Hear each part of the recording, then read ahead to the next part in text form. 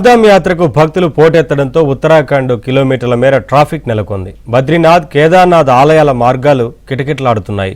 జోషిమఠ్ సమీపంలో ఏకంగా 30 కిలోమీటర్ల మేర ట్రాఫిక్ జామ్ కావడంతో యాత్రికులు నరకం చూశారు.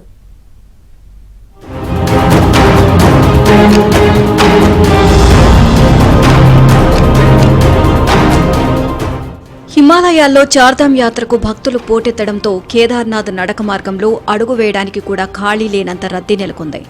అటు హేమకుండ్ సాహిబ్ యాత్ర కూడా ప్రారంభం కావడంతో ఒక్కసారిగా ట్రాఫిక్ పెరిగిపోయింది. జోషిమఠ్ నుంచి మార్వాడి మధ్య రోడ్లపై వాహనాలు ఎక్కడికక్కడ నిలిచిపోవడంతో కొండ ప్రాంతాల్లో కిలోమీటర్ల మేర ట్రాఫిక్ జామ్ అయింది.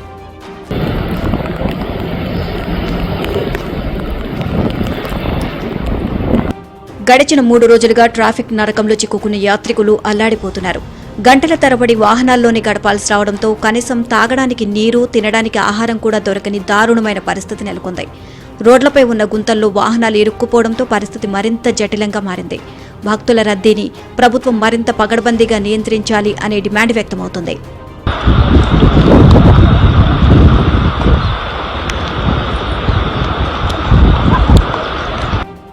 ట్రాఫిక్ కష్టాల నుంచి గట్టెక్కించేందుకు జోషిమఠ్ యంత్రాంగం వన్-వే ట్రాఫిక్ విధానంతో కూడిన సరికొత్త గేట్ సిస్టమ్ అమల్లోకి తీసుకొచ్చింది. దీని ప్రకారం ఒకవైపు నుంచి వచ్చే వాహనాలను అనుమతిస్తూ ఎదురుగా వచ్చే ట్రాఫిక్ను తాత్కాలికంగా నిలిపివేస్తారు.